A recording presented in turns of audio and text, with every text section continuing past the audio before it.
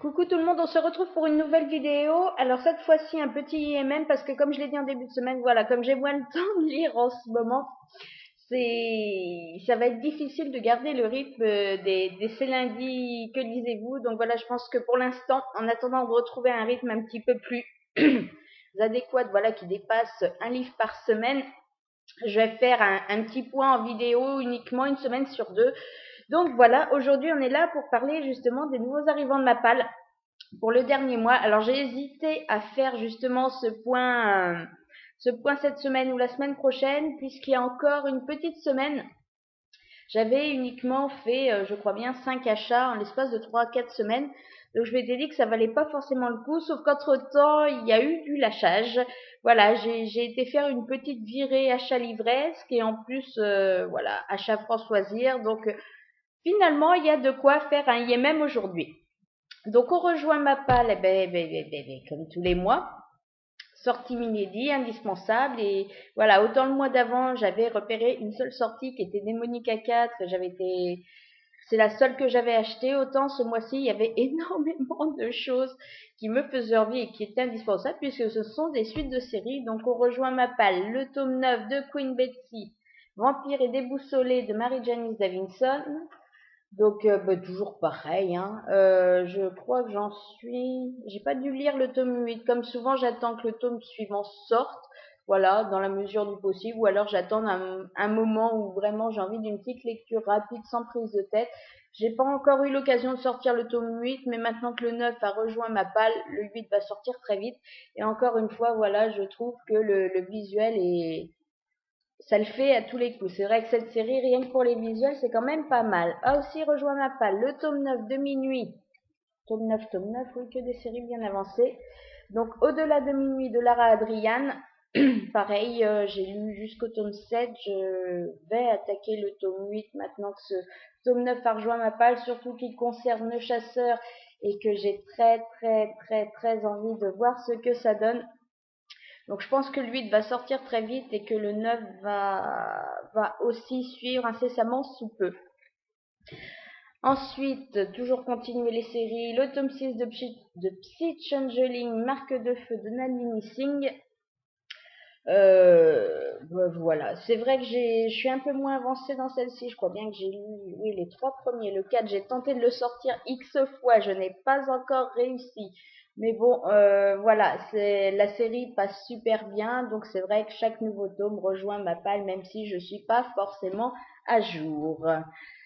Le suivant, hop, voilà, le tome 8 de la confrérie L'amant réincarné de J.R. Ward. Le tome de John, qui est juste énorme. Ah ben non, c'est pas le plus gros, si, je sais pas. Ouais, enfin quand même, quasiment 750 pages.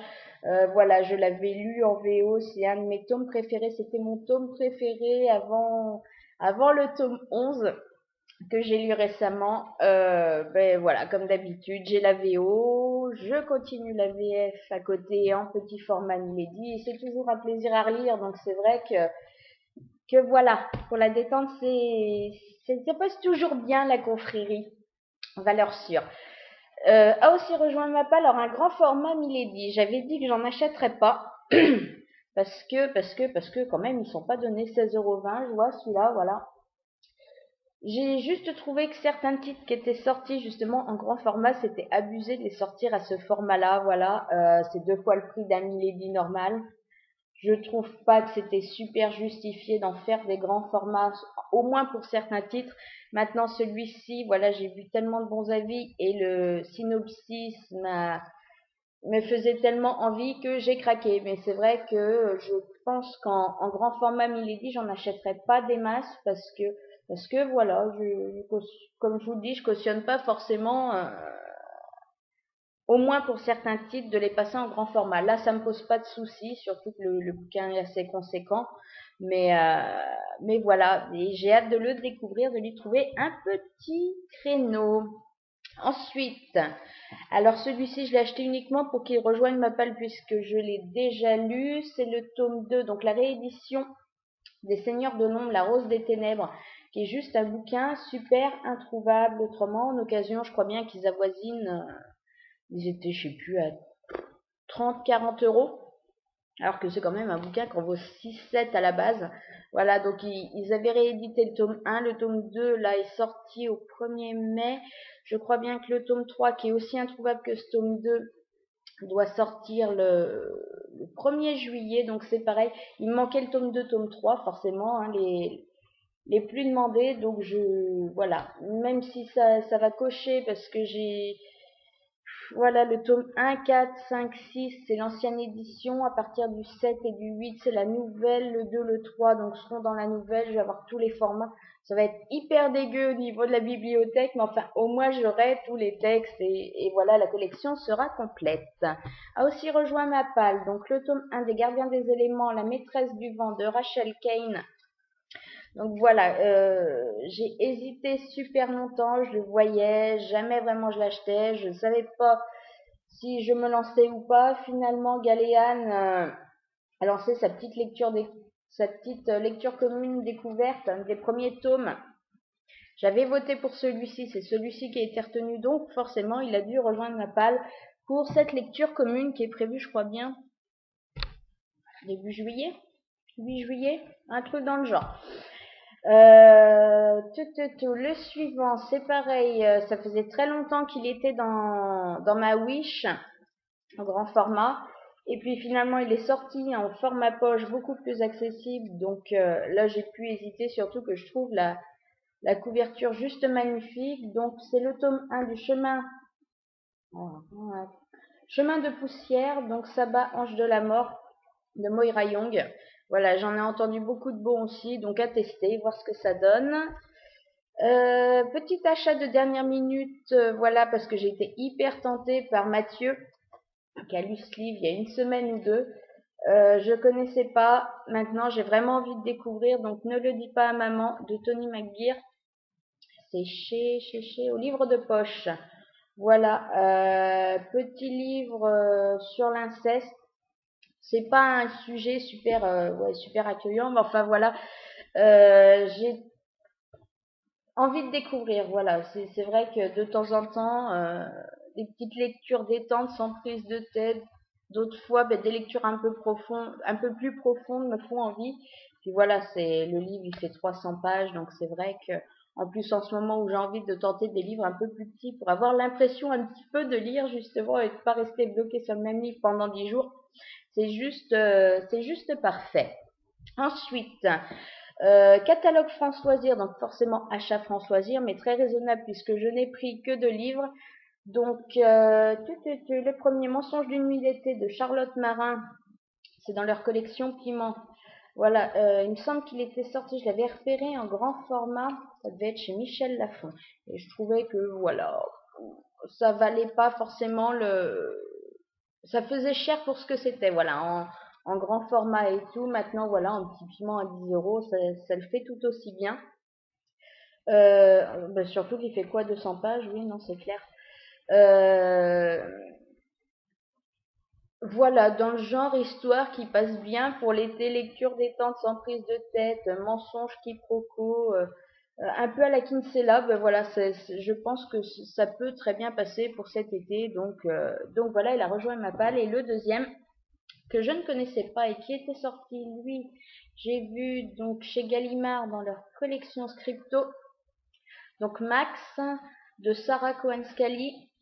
Donc voilà, celui-là parce qu'en feuilletant le catalogue France Loisirs, voilà, le synopsis m'a complètement halluciné et la couverture aussi, voilà, c'est un tout et j'ai vraiment très très envie de le découvrir. De toute façon, c'est ma prochaine lecture. Voilà, j'ai commencé à regarder un petit peu, j'ai lu une dizaine de pages au début pour voir ce que ça donnait et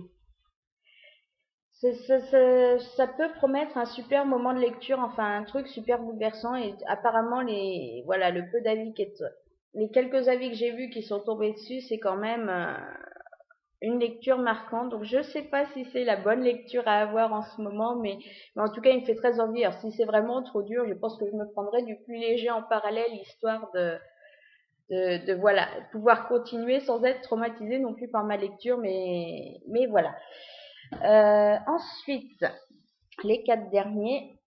Donc, a rejoint ma palle le tome 4 de Sabina Kane de Jay Wells. Donc, c'est chez Orbit. Voilà, le tome 3 avait dû rejoindre ma palle, c'est le mois dernier ou il y a 2 mois. Je suis super contente parce qu'en fait, j'avais commencé en grand format, j'avais acheté le tome 1 et je crois bien que les tomes 2, 3 et 4, à chaque fois, j'ai réussi à les avoir en troc. Donc, ça me va très bien, surtout que c'est des bouquins qui sont quasiment à 16 euros pièce. Donc voilà, on complète la collection. Il faut juste que je continue à avancer, mais le tome 1 avait été une très très bonne découverte, donc j'ai vraiment très envie de découvrir la suite.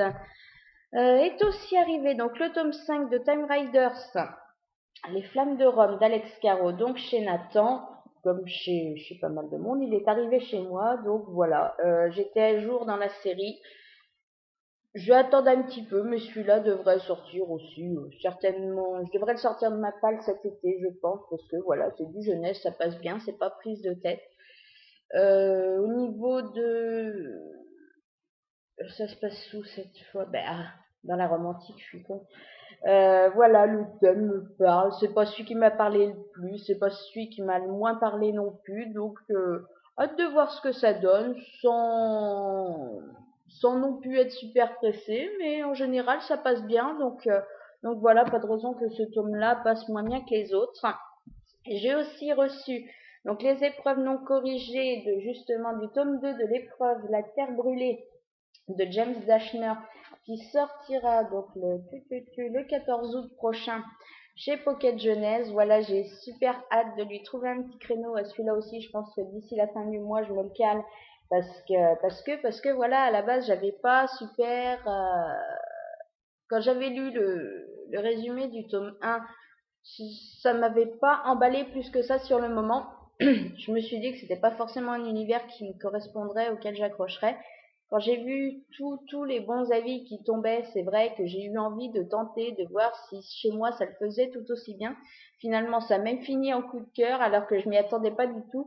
Donc c'est vrai que j'ai hâte justement de découvrir cette suite, de voir ce que ça donne, parce que voilà, ça finissait sur un truc qui promettait une suite vraiment à potentiel. Donc, hâte de voir ce que ça donne. Et comme je vous le dis, de toute façon, je vais pas lire forcément beaucoup de livres d'ici la fin du mois, mais je pense que celui-ci va sortir. Et le dernier, donc, pareil, les épreuves non corrigées du tome 1 de Bodyfinder, donc de Kimberly. Non, c'est pas ça? Kimberly Derting? Oui, c'est ça. Donc, toujours chez Pocket Jeunesse, qui sortira pareil cet été le 14 août chez Pocket Jeunesse. Ça se répète un peu, je suis désolée, je suis fatiguée. Là aussi, c'était une sortie que j'attendais énormément puisque je l'avais repéré en VO depuis belle lurette. Je crois bien qu'ils ont sorti les 4 premiers tomes, donc au moins les 3 premiers. Donc c'est repéré depuis un moment. Et c'est vrai que je m'étais pas encore laissé tenter. Bon, ben finalement, il sort en VF, c'est encore plus simple comme ça. Donc celui-ci, c'est pareil, je pense qu'il sortira très vite de ma palle. Voilà, on a fait le tour. Donc c'est sûr que ça va plus vite que d'habitude. Les autres mois, je dois tourner entre 25 et 30 livres. Là, je n'en suis qu'à 15, mais enfin, c'est quand même pas mal.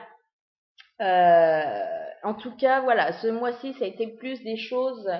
En général, je me laisse tenter par des livres où je me dis, tiens, bah ça, pourquoi pas tenter, voilà, le visuel me plaît, ou le résumé, ou je me pose juste des questions. Là, ce mois-ci, ça a vraiment plus été de l'indispensable, voilà, des livres que j'attendais vraiment depuis très très longtemps, ou qui me faisaient vraiment envie, où je flashais vraiment sur le résumé et qu'il fallait absolument que je découvre. Donc voilà. Comme d'habitude, de toute façon, je vais refaire un point mi du mois prochain. C'est très bien finalement en tournant sur 4 ou 5 semaines. Voilà, ça permet un petit peu d'avoir quelque chose de potable. Normalement, c'est pas trop gros, pas trop petit, c'est pas plus mal comme ça. Voilà. En attendant, je vais vous dire normalement à lundi. J'ai de quoi vous parler lundi dans le C'est lundi, donc justement, je vais en faire un. Et en attendant, je vous souhaite de passer un très bon week-end et de faire de très belles découvertes livresques.